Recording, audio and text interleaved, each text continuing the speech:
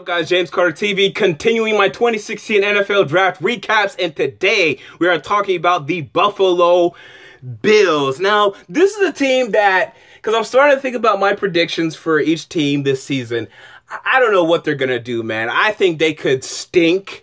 I think they could make the playoffs at 10-6, 11-5. I mean, Rex Ryan is so perplexing as a head coach. You never know what his teams are going to do. This draft is giving me causes for really optimism and concern. And after the draft, right after the draft, I loved this draft. But now, I don't love it as much. And let's go into why. Let's talk about the 19th pick. Outside linebacker, Shaq Lawson. I am a huge Shaq Lawson fan. I don't know what people are talking about. He's a top 10 talent. I mean, period. If it wasn't for the injury that we know now, I thought he was a top 10 talent. This guy made plays. This guy was making an impact. I was trying to sit down and watch good old Kevon Dodd, his fellow defensive end out of Clemson, good old Kevon Dodd film, and I'm like, damn it, Shaq Lawson, can you stop getting to the quarterback before Kevon Dodd? Because I'm trying to see how good Kevon Dodd is on his own. But Shaq Lawson kept exploding to the quarterback, making explosive plays, making an impact from play to play to play.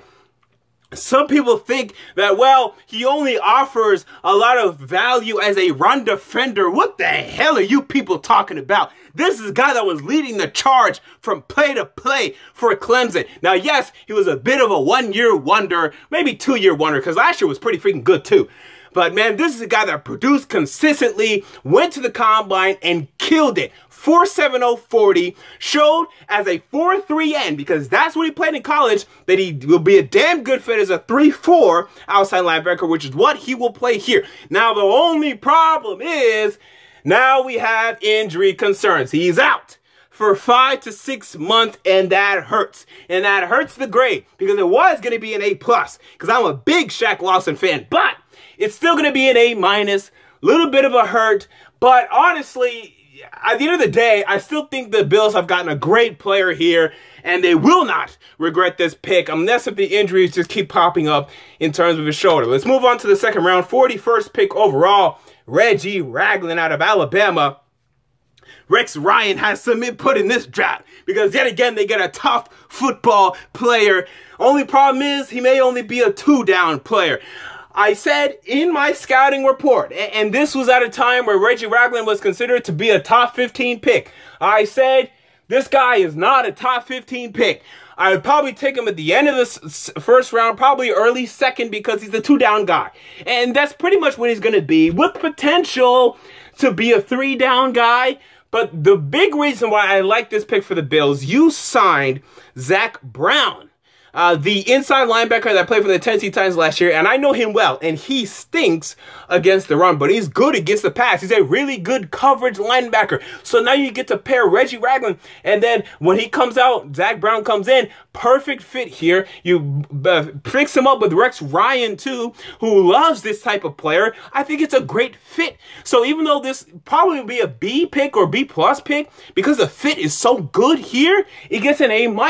We move on, third round, 80th pick overall, defensive tackle Adolphus, Washington, out of Ohio State. Rex Ryan has more input in this draft. Another tough physical football player. Now, the problem with him, I don't think he produced very well at Ohio State, because I think he's very athletic, especially for his size. So this is a guy that is probably going to make a big impact on passing downs. In fact, that may be only where he makes an impact. He may not be on the field on run down plays. Was the need there? Sure, because Kyle Williams was awful this year. He had 1 sack. I mean, that's horrible. So with that in mind, we may need to start considering defensive tackle position. They take one here. I mean, again, I have concerns if he's ever going to be a 3-down starter at the next level, but I like the upside, and I think there's a lot to like here, so I give it a B. We move on to the 4th round, 139th pick overall, quarterback Cardale Jones out of Ohio State. Now, if you watch my Jets video, and trust me, you'll want to, I killed the Jets for taking Christian Hackenberg. I absolutely killed him. I thought it was a horrible pick, whatever. And there's been a lot of those picks in this draft for whatever reason. Now, I like this pick more, not much more. The good thing is this is a 4th round. So this is where you can afford to take developmental guys, right? So you get off on that. But I don't think he's ever going to be a starting quarterback at the next level. I don't. I mean, how can you even say that? How can you even conclude that? He didn't play. He didn't play. He played 3 games, 3-4 games at the end of the 2014 collegiate season, into the playoffs and whatnot. He played, I think, 3 more games or maybe 4 games this season, and then that's it. And he was benched. And I've never heard, or maybe if I could think really hard, maybe I've heard, but rarely do you hear of players that didn't play, really didn't play in college, come into the NFL, play great and play well and be starting quarterbacks. You just don't hear about it. I mean, everybody kills it in college. Johnny Manziel killed it in college. He absolutely killed it. And Cardale Jones, a guy that very quick to run. I mean, we want to talk about how big his arm is and, the arm talent. He didn't really use it that much because this guy's very quick to run, doesn't like to sit in the pocket and diagnose defenses, diagnose plays. A guy that really, I think probably needs to lose weight. Yes, as a runner, he's a pretty good runner. I think he could be faster as he drops some weight. I mean, this guy's cheeks are like a balloon. I mean, they just keep going and puffing up. So I think he maybe needs to lose some weight. Is he a great leader? He led them to a championship, but I hear questionable things there. So I'm not in love with the pick. I don't think he's ever going to be good. I'm not sure he's ever going to be a damn backup. I mean, in 4 years, I think they're just going to say, man, this guy can't play. Why do we even worry about this guy? Is he ever going to be accurate enough? Consistent enough? Reading defenses enough? Reading them well enough? I doubt it. I really don't like the pick.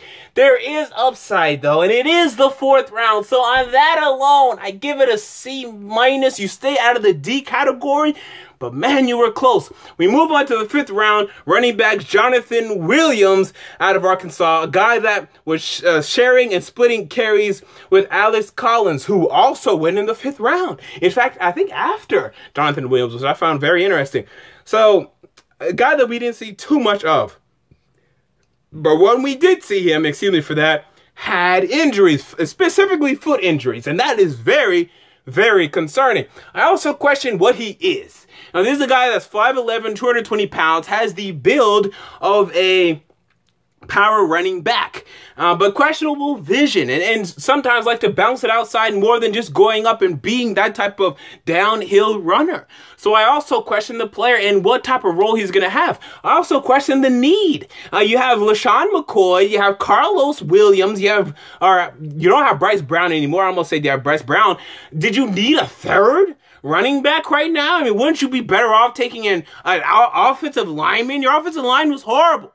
I mean, you're still trotting out these right tackles that can't play, like Cyrus Kouandjio and Chantrell Henderson. These guys can't play. So you keep swapping and swooping these guys. When are you going to finally get protection for Tyrod Taylor? So you're taking a 3rd running back instead of taking protection for Tyrod Taylor? I don't understand that. Don't understand the philosophy at this point. Don't understand the thought process. Don't like the player. He gets another C- because at the end of the day, if LaShawn McCoy, let's say he doesn't produce, then I can see this guy actually playing a good amount of snaps for them, but I'm just not in love with the pick pretty much at all. We move on to the 6th round, 192nd pick overall, wide receiver Kolby Listenbee. So, first of all, when you look at this draft, I really like the beginning.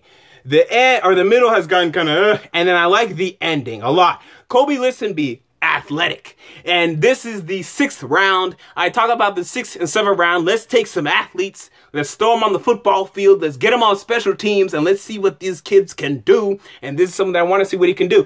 TCU was a team that is very hard to judge their wide receivers. They don't run many routes. And that goes for Josh Doctson as well, Kolby Listenbee as well.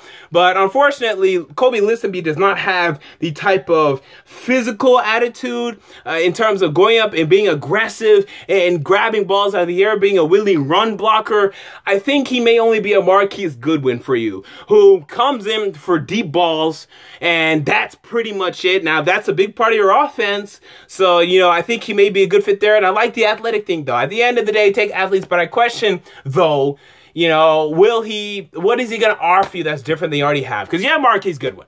And I'm not sure he's going to offer you more than that. I give it a B. And we move on to the 6th round, 218th pick overall, cornerback Kevon Seymour out of USC. I really love this pick. He was paired with Adoree Jackson. They were a really good and powerful, strong cornerback tandem. Had injuries his senior year. Didn't play much, but when he did play his junior year, I saw a guy that got his hands on a lot of balls, a guy that was a pretty good, really good, probably, a college corner. You question the upside of the next level, but he went to the combine and he showed there's a lot of upside. He ran a 4.39 40. So, you know, let's see if we can make him be a better run blocker. He needs to improve there. But I think this is a guy that has some starting upside, and I give it an A. So you look at this Bills draft, you put in all these grades into my patented GPA calculator, my report card calculator.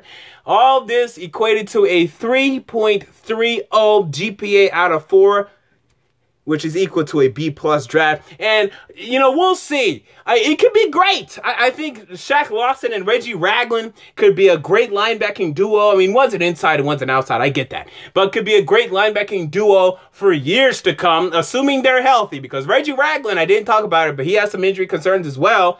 So, you know, look out for that. But I mean, that could be a great two guys that can lead your defense for years to come, especially if you can re-sign Stephon Gilmore. You have your guys on each level, Marcel Darius, obviously, so guys on each level that can be around for years and years to come, whether it be Rex Ryan era or the next era, because there's probably going to be a lot of errors, but these guys can be mainstays defensively, and Adolphus Washington has some nice upside. Cardale Jones has a lot of upside, but I don't think he's going to reach it.